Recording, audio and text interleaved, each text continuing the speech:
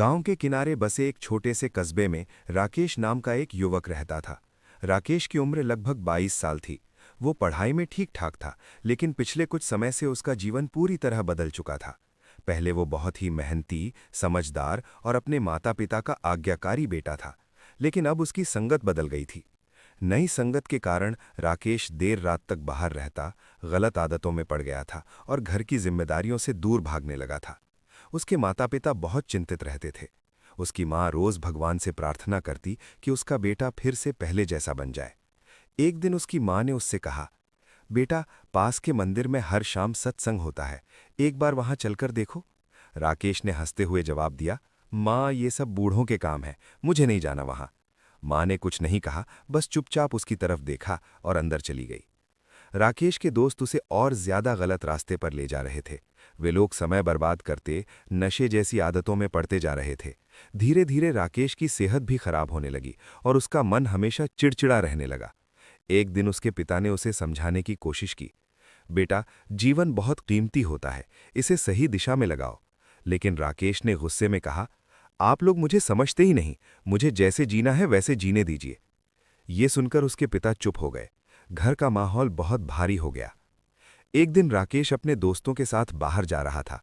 रास्ते में उसने देखा कि एक बुजुर्ग आदमी सड़क किनारे गिरा हुआ था और कोई उसकी मदद नहीं कर रहा था। उसके दोस्त हंसते हुए बोले, छोड़ यार, हमें क्या लेना देना। लेकिन राकेश का दिल पिघल गया।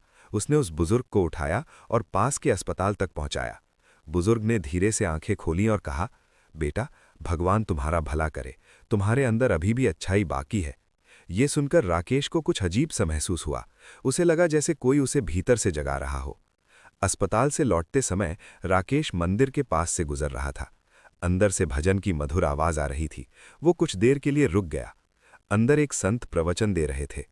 मनुष्य की संगति ही उसके जीवन को बनाती और बिगाड़ती है।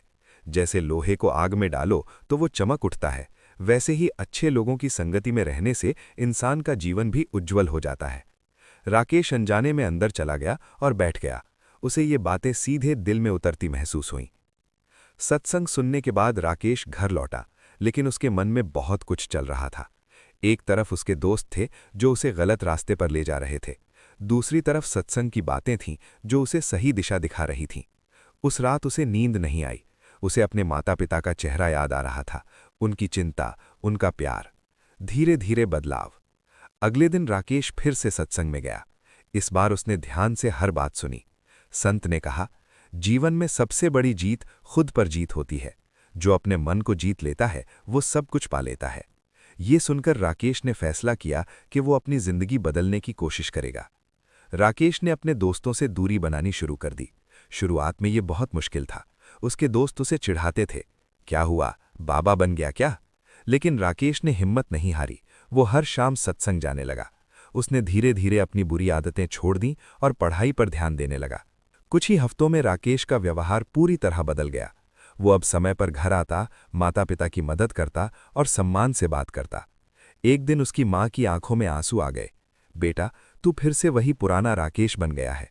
राकेश ने माँ के पैर छूते हुए कहा, माँ, ये सब सत्संग का असर है। अब सिर्फ राकेश नहीं बदल रहा था, बल्कि दूसरों को भी प्रेरित करने लगा।